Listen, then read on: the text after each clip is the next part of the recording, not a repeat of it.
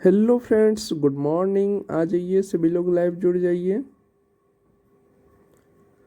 आज की क्लास में हम लोग बायोलॉजी से इम्पोर्टेंट क्वेश्चन देखेंगे, जिसमें ज़्यादातर जेनेटिक्स से क्वेश्चन होंगे और इकोलॉजी से भी क्वेश्चन रहेगी। तो आ जाइए सभी लोग, एक बार लाइक वाला बटन दबा दीजिए। फिर चलिए क्लास स्टार्ट करते हैं। पहला क्वेश्चन है, अनुवांशिक के पिता है, यानी कि जेनेटिक्स को अनुवांशिक बोला जाता है, तो फादर ऑफ जेनेटिक्स कौन है? सभी लोग को पता होगा, सारे लोग बताइए। Gregor John Mendel. ठीक है, तो यहाँ पर आपका दिया हुआ है ग्रेगर मेंडल और इसका पूरा नाम है ग्रेगर जॉन मेंडल। तो क्या हो जाएगा आपका आंसर? ए नंबर हो जाएगा। दूसरा नंबर क्वेश्चन है, जीन शब्द का प्रयोग सर्वप्रथम किसने किया था? जीन, जिसको इंग्लिश में GENE बोलते हैं। ठीक है, जीन शब्द का पहला प्रयोग जो होता है, टर्म देना होता है। ठीक है, कि टर्म किसने दिया, तो जीन शब्द का टर्म किसने दिया था? जोहानसन ने दिया था। ठीक है, तो राइट आंसर क्या हो जाएगा आपका? बी हो जाएगा। चलिए नेक्स्ट क्वेश्चन देख लेते हैं। नेक्स्ट क्वेश्चन है, निम्न में से कौन सा मनुष्य का अनुवांशिक रोग है? अनुवांशिक रोग को बोलते हैं जेनेटिकली डिजीज। ठीक है, जेनेटिकली डिजीज कौन सा है इसमें? जेनेटिक्स का डिजीज बताइए। देखिए दो है, हीमोफीलिया है और कलर ब्लाइंडनेस है। कलर ब्लाइंडनेस को हिंदी में बोलते हैं वर्णधता, जिसमें वर्णता के जो रोगी होते हैं वो लाल और हरा रंग में जो है अंतर नहीं पहचान पाते हैं कि कौन लाल है कौन हरा है। ठीक है, तो दो है, याद रखिएगा, हीमोफीलिया और कलर ब्लाइंडनेस।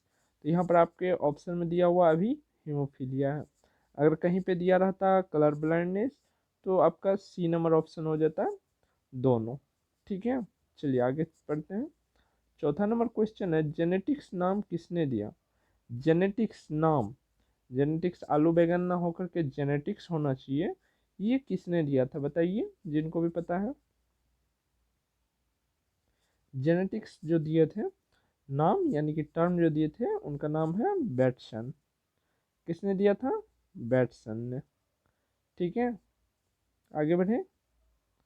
चलिए, फादर मेंडल को कहा जाता है, ना कि ये टर्म नहीं दिए थे जेनेटिक्स का। ठीक है, टर्म पहले ही आ गया था जेनेटिक्स का।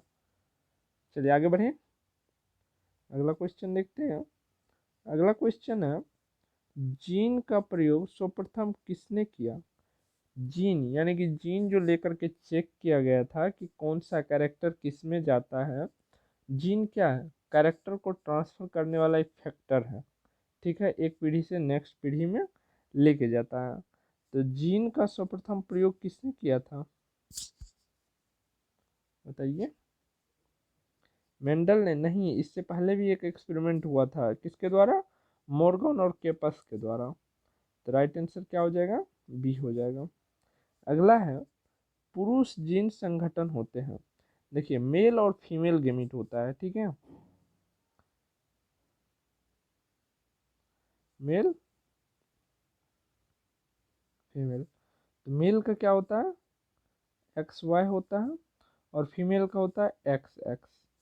यहाँ से फिर निकल के आता है, अगर मेल Y डोनेट करता है तो XY बनता है। ठीक है, XY बन गया तो ये सन हो जाएगा। अगर मेल X दान करता है और फीमेल की तो दोनों सेम है, तो कोई भी दान करे तो उससे कोई मतलब नहीं है। अगर फीमेल का X में आया और मेल का अगर भी X आ जाएगा तो क्या हो जाएगा? गर्ल्स हो जाएगा, जो बच्चा जो होगा नेक्स्ट जनरेशन का। तो ये कभी भी अवधारणा नहीं लानी चाहिए कि किसी को बेटी हो रही तो वो जो है उसकी माता की प्रॉब्लम है। टोटली की टोटली जो दिक्कत है उनके फादर में है, इसी वजह से जो है नहीं आ रहा। तो यहाँ पर देख रहे हैं ना, कौन सा वो अपना डोनेट कर रहे हैं, जो डोनेट करेंगे वही बन के आएगा, क्योंकि फीमेल के पास तो दो है, सेम है। तो वो ये डोनेट करे वो डोनेट करे, उससे कोई मतलब नहीं। यहाँ पर मेन रीजन हो जाता है मेल का, कि मेल कौन सा डोनेट कर रहा है, X कर रहा है या Y कर रहा है। ठीक है, चलिए आगे बढ़ें। नहीं नहीं, अभी देख लेते हैं इसका। पुरुष जीन संगठन है, आप लोग को पता लग गया होगा कौन होगा।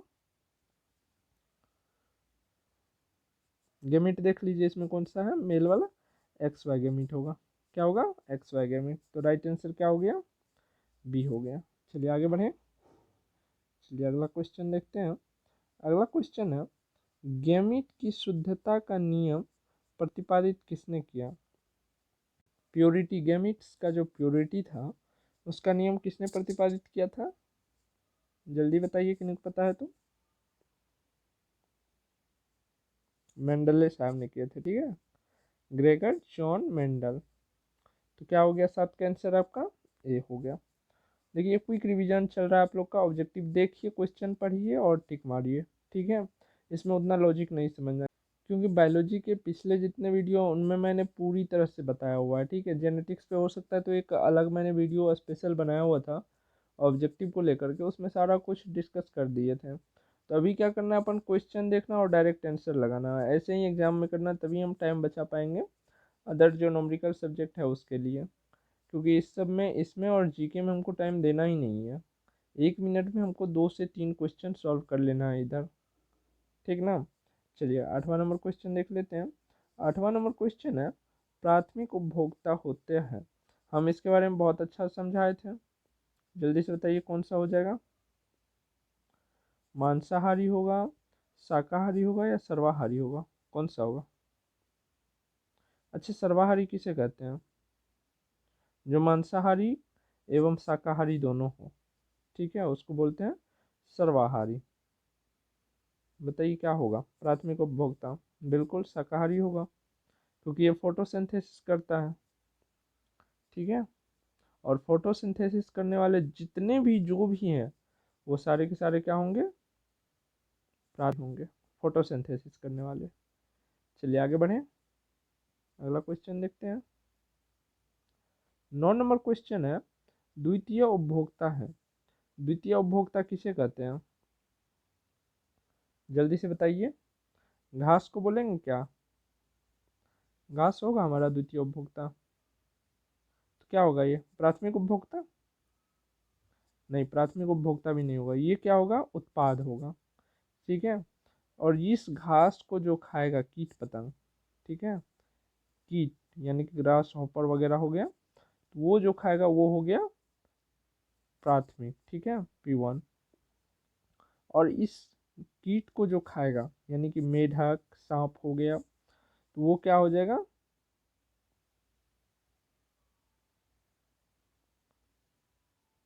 वो सेकेंडरी कंज्यूमर यानी कि द्वितीय उपभोक्ता हो गया। तो द्वितीय उपभोक्ता क्या हुआ, इसको खाया, नरभक्षी हुआ, वो किसी न किसी प्रकार के जीव का भक्षण किया। लेकिन घास अगर खाता तो क्या हो जाता, शाकाहारी। लेकिन शाकाहारी खाने वाले यानी कि भक्षण करने वाले को खा रहे हैं तो क्या हो जाएगा, मांसाहारी हो जाएगा, ठीक है। सिर्फ जो है ना प्राथमिक उपभोक्ता जो होते हैं वो शाकाहारी होते हैं, बाकी सारे के सारे क्या होते हैं, मांसाहारी होते हैं, ठीक है। तो क्या हो जाएगा राइट आंसर, बी हो जाएगा। उसके बाद है 10 नंबर, सहजीविता का उदाहरण है। सहजीविता का उदाहरण क्या है ये बताइए। पहले ये जानिए सहजीविता होता क्या है। सहजीविता को इंग्लिश में बोलते हैं समबायोसिस। मैं यहाँ पर स्पेस नहीं, यहाँ पर लिख दे रहा हूँ इसका स्पेलिंग,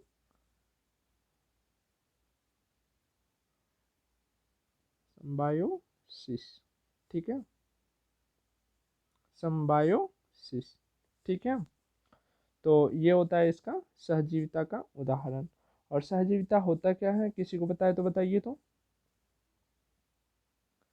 देखिए, जब दो पौधे अथवा जीवधारी साथ साथ रहते हैं तथा एक दूसरे को लाभ पहुंचाते हैं, आप लोग इसको प्लस प्लस से भी जानते होंगे, प्लस प्लस करके भी पढ़ाए होंगे, एक प्लस माइनस होता है और एक माइनस माइनस होता है, ठीक है। तो ऐसे करके सर पढ़ाए होंगे आप लोग के 11th-12th में, याद कीजिए। तो पता चल गया सहजैविता, जब दो पौधे अथवा जीवधारी साथ साथ रहते हैं तथा एक दूसरे को लाभ पहुंचाते हैं, तो इस प्रकार के रिलेशन को क्या बोलते हैं, सहजीविता बोलते हैं या सहजीवी कहते हैं, ठीक है।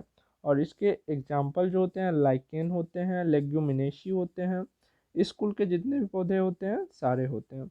और इसके जड़ में जो होता है वो स्थिरीकरण पढ़े होंगे ना, जो राइजोबियम जो होता है वो वातावरण के नाइट्रोजन से लेकर के नाइट्रेट में बदलने का काम करते हैं, जिससे क्या होता है खेतों की उर्वरा शक्ति बनी रहती है। तो इन्हीं पौधे लेग्यूमिनेशियस जाति के पौधे के जड़ में ही वो पाया जाता है। क्या हो जाएगा, लाइकेन हो जाएगा। और लेग्यूमिनेशी रहता तो वो भी होता, तो यहाँ पर है नहीं। तो आगे बढ़े, अगला क्वेश्चन है, इकोलॉजी शब्द सर्वप्रथम किसने किया। इकोलॉजी शब्द का प्रयोग यानी कि टर्म, सर्वप्रथम जब भी बात हो ना तो टर्म आ जाता है, ठीक है। टर्म किसने दिया इकोलॉजी, बताइए।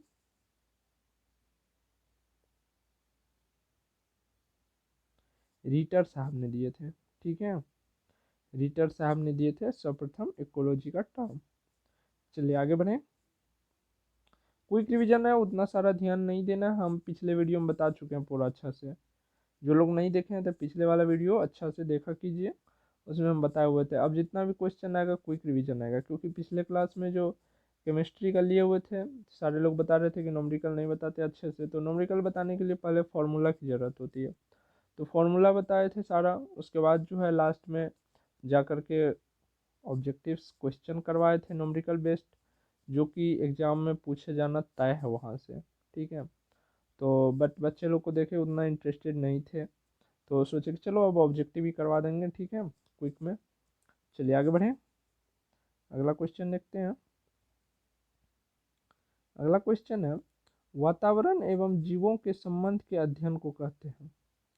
जल्दी से बताइए, बहुत ही ज़्यादा इम्पोर्टेंट है, थोड़ा सा सोच के बताइएगा, हो जाएगा।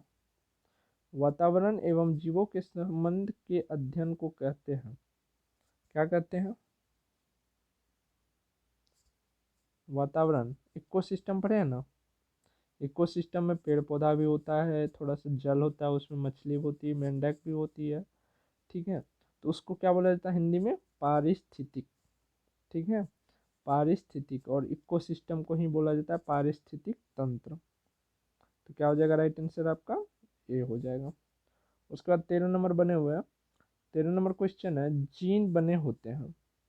जीन बने होते हैं, जीन क्या होता है, डीएनए के स्पेशल फ्रेगमेंट, फ्रेगमेंट बोले तो टुकड़ा, डीएनए के स्पेशल टुकड़ा जिसमें कैरेक्टर हो, ठीक है, जिसमें कैरेक्टर हो उसको क्या बोलते हैं, जीन बोलते हैं। तो क्या हो जाएगा, डीएनए के टुकड़े से बने होते हैं।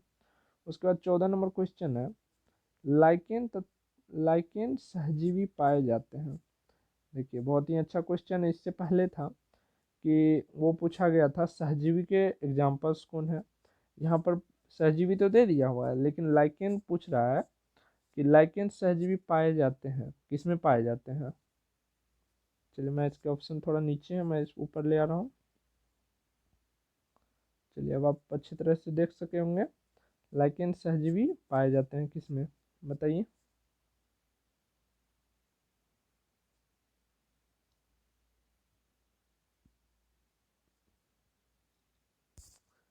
लाइकेन सबसे पहले आप लोग को जानना चाहिए लाइकेन है क्या, शैवाल है ना।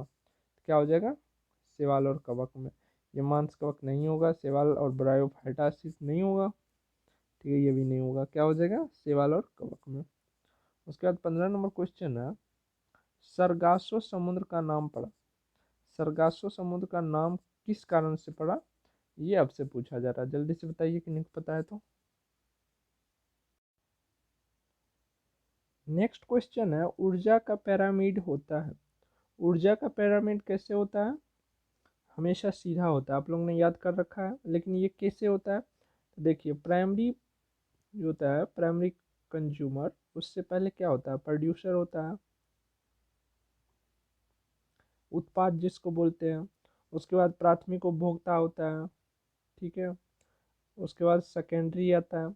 अगर मान के चलिए प्रोडक्ट यानी कि उत्पाद के पास अगर 1000 कैलोरी एनर्जी है, ठीक है, तो इसका 10% ही इसको जो खाएगा यानी कि घास को जो खाएगा प्राथमिक कंज्यूमर, वो इसका 10% ही ऊर्जा वो ग्रहण कर पाएगा। ये नहीं कि 1000 इसके पास है तो उसमें भी 1000 चला जाएगा, नहीं, 10% ही ट्रांसफ़र होगा। तो 1000 का 10% कितना हो जाएगा, 100 हो जाएगा। फिर प्राइमरी को जो सेकेंडरी खाएगा तो इसको ही 10% ही ट्रांसफ़र होगा, पूरा का पूरा नहीं। तो 100 का 10% कितना हो जाएगा, 10 हो जाएगा। तो आप देख सकते हैं कि इस प्रकार से आगे अगर टर्सरी चौथा पाँचवा जितना भी देखेंगे तो सब में क्या होगा, 10% ही बढ़ेगा, ठीक है। तो तो यहाँ पर देख सकते हैं कि ऊपर की ओर जा रहा, नीचे तो नहीं आ रहा, माइनस में नहीं आ रहा, तो हमेशा क्या होगा, सीधा होगा। ऐसा नहीं ना होगा कि द्वितीय जो कंज्यूमर होते हैं, सेकेंडरी कंज्यूमर, उसको ऐसा तो नहीं होगा कि उत्पाद खा लेगा, कभी ऐसा होगा नहीं, क्योंकि उत्पाद को प्राइमरी खाएगा फिर सेकेंडरी खाएगा प्राइमरी को, ऐसा ही होगा। तो उल्टा कभी नहीं होगा, हमेशा क्या होगा, सीधा होगा। उसके बाद 17 नंबर क्वेश्चन है, निम्न में से अजैविक कारक है। आप लोग इकोलॉजी में पढ़े होंगे, इकोसिस्टम में, ठीक है। एक होते हैं जैविक और एक होते हैं अजैविक। जैविक किसे बोलते हैं, जितने भी सजीव चीज होते हैं इकोसिस्टम में, ठीक है, वो सारे हो गए जैविक। और जैविक को यानी कि सजीव को जिंदा रहने के लिए अजैविक कारक होना अति आवश्यक है। बिना अजैविक कारण के वो जीवित नहीं रह सकता है। तो अब अजैविक कारण का एग्जाम्पल देखिए क्या क्या हो जाएगा। सूर्य का प्रकाश, ऑक्सीजन, हाइड्रोजन, ठीक है, उसके बाद नाइट्रोजन, उसके बाद तापमान, तापमान होना चाहिए, फिर जल होना चाहिए। तो इसमें देखिए आपका क्या है एग्जाम्पल में, जल भी है, तापमान भी है, कार्बोहाइड्रेट भी है, तो क्या हो जाएगा, डी नंबर हो जाएगा सभी, ठीक है। तो 17 का आंसर हो गया आपका डी। 18 नंबर क्वेश्चन देखिए। 18 नंबर क्वेश्चन है, मनुष्य में किस प्रकार के गुणसूत्रों से लिंग निर्धारण होता है। मनुष्य में जो है किस प्रकार के गुणसूत्र से लिंग निर्धारण होता है। पिछले क्वेश्चन में हमने आप लोग को बताया कि मेल के पास ओनली एक्स एक्स गेमीट होते हैं और मेल के पास जो है एक्स वाई गेमीट होते हैं। तो मेल ना डिसाइड करेगा कि उसको क्या देना है, फीमेल का तो दोनों सेम है, कोई भी ले लीजिए, एक एक्स आया, अगर मेल ने एक्स गेमीट को डोनेट किया तो क्या हो जाएगा, गर्ल हो जाएगी। अगर यहाँ पर मेल ने वाई गेमीट को डोनेट किया तो यहाँ पर एक्स है, कोई भी लीजिए कोई बात नहीं, तो एक्स वाई होगा, अर्थात क्या हो जाएगा, ये मेल हो जाएगा, ठीक है। एक्स वाई जैसे आएगा तो मेल हो जाएगा। तो लिंग गर्ल होगा या बॉय होगा, ये पूरा का पूरा डिपेंड करता है पुरुष पे, ठीक है, पुरुष बोले तो मेल पे। तो लिंग निर्धारण वाला क्रोमोसोम कौन सा हो गया, एक्स वाई क्रोमोसोम हो गया। कंफर्म हो गए सभी लोग। अगला क्वेश्चन है, सबसे बड़ा गुणसूत्र है, सबसे बड़ा क्रोमोसोम किस में पाया जाता है, बताइए। ये ट्रिलियम नामक जो पुष्पी पौधा होते हैं उसी में सबसे बड़ा क्रोमोसोम यानी कि गुणसूत्र पाया जाता है। तो राइट आंसर क्या हो जाएगा, सी हो जाएगा। अब नेक्स्ट क्वेश्चन आ गया, सबसे छोटा गुणसूत्र होता है, सबसे छोटा क्रोमोसोम किस में होगा, बताइए। ट्रिलियम में तो बड़ा हो गया तो ये तो नहीं होगा, और डी नंबर कुछ है ही नहीं, तो क्या हो जाएगा, ए बी में से कौन होगा यार, दिमाग लगाइए, क्या हो जाएगा, जी सवाल हो जाएगा, ठीक है। चलिए 21 नंबर क्वेश्चन देखते हैं। 21 नंबर क्वेश्चन है, जीन शब्द का पता जोहानसन ने कब लगाया। हम पिछले क्वेश्चन में बताया आप लोग को कि 1909 ईस्वी में जोहानसन ने जीन टर्म दिया था या जीन शब्द का पता लगाया। तो क्या हो जाएगा राइट आंसर, ये हो जाएगा 1909 ईस्वी, ठीक है। आगे बढ़ें, चलिए अगला क्वेश्चन देखते हैं। अगला क्वेश्चन है, डीएनए की क्रियात्मक इकाई को कहते हैं, डीएनए की क्रियात्मक इकाई क्या बोलते हैं, जीन बोलते हैं, क्योंकि पिछले क्वेश्चन में हमने बताया था जीन क्या है, वो डीएनए का फ्रेगमेंट है जो स्पेशल कैरेक्टर को कैरी करता है, ठीक है। तो क्या हो जाएगा, ए नंबर हो जाएगा। उसके बाद 23 नंबर क्वेश्चन है, गुणसूत्र में पाए जाने वाले अनुवांशिक पदार्थ को कहते हैं, गुणसूत्र में पाए जाने वाले अनुवांशिक पदार्थ को क्या बोलते हैं, जीनोम बोलते हैं, ठीक है। याद रखिए ये बहुत ज़्यादा इंपॉर्टेंट क्वेश्चन है। चलिए आगे बढ़ें, चलिए नेक्स्ट क्वेश्चन देखते हैं। 24 नंबर क्वेश्चन है, संपूर्ण जेनेटिक कोड का पता किसने लगाया। जेनेटिक कोड की जब भी बात आ जाए तो क्या हो जाएंगे, डॉक्टर हरविंद खुराना, ठीक है, हरगोविंद खुराना, क्या हो जाएगा, ए नंबर हो जाएगा।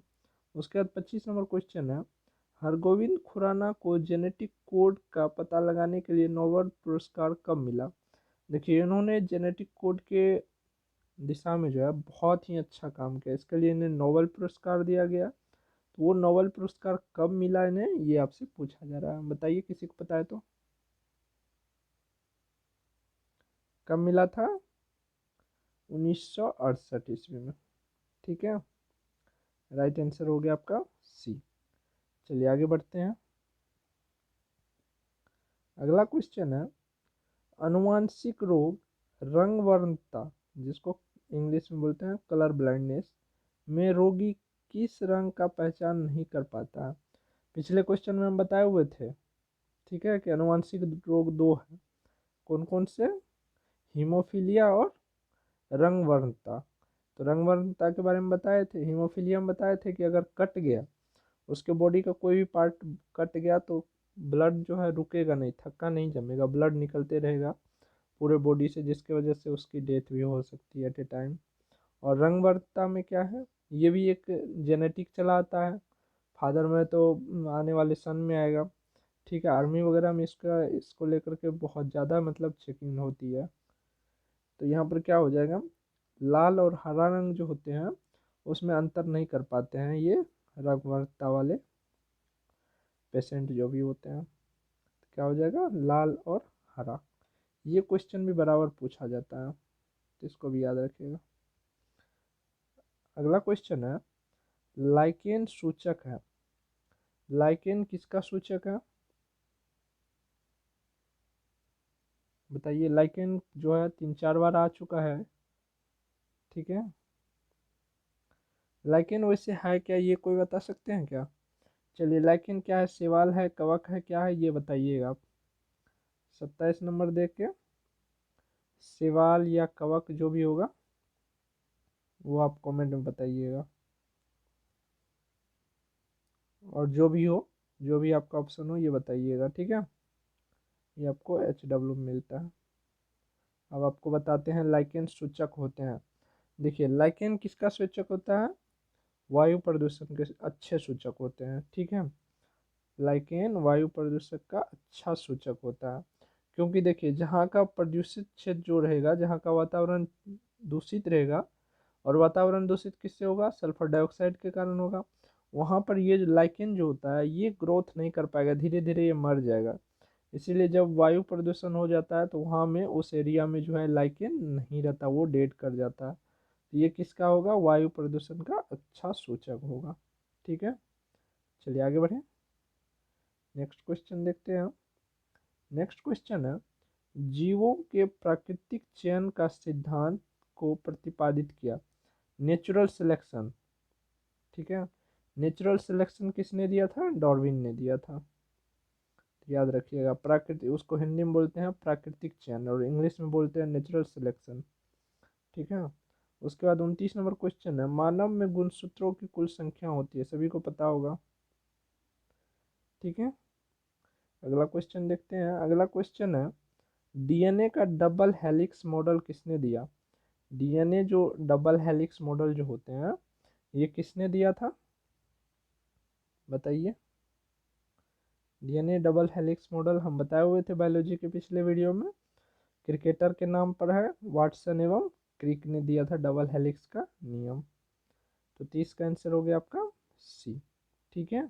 आगे बढ़ें, चलिए अगला क्वेश्चन देखते हैं। 31 नंबर क्वेश्चन है, प्रयोगशाला में सर्वप्रथम डीएनए का संश्लेषण किया गया था। डीएनए का संश्लेषण प्रयोगशाला में सर्वप्रथम किसके द्वारा किया गया था, किसी को पता है, बताइए।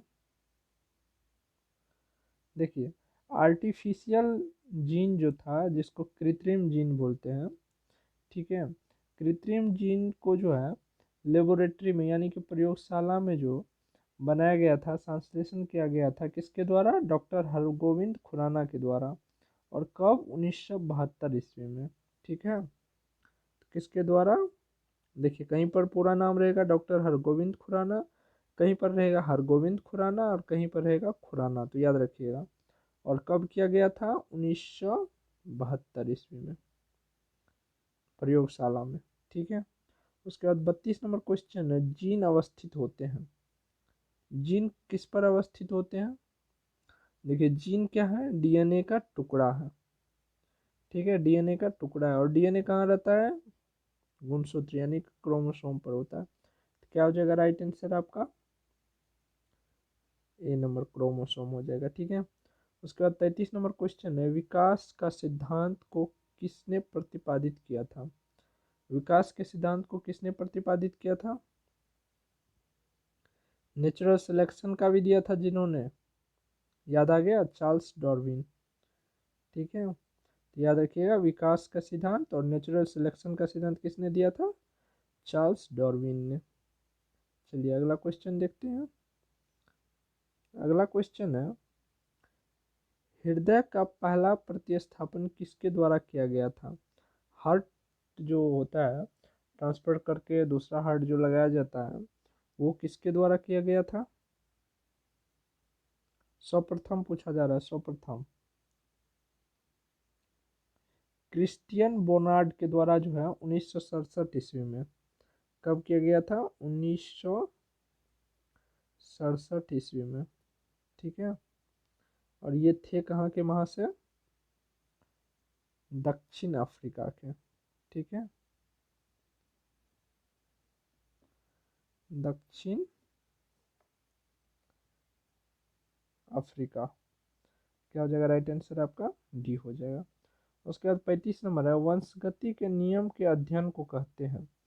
वंशगति समझ गए? चलिए इसका आप लोग बताइएगा।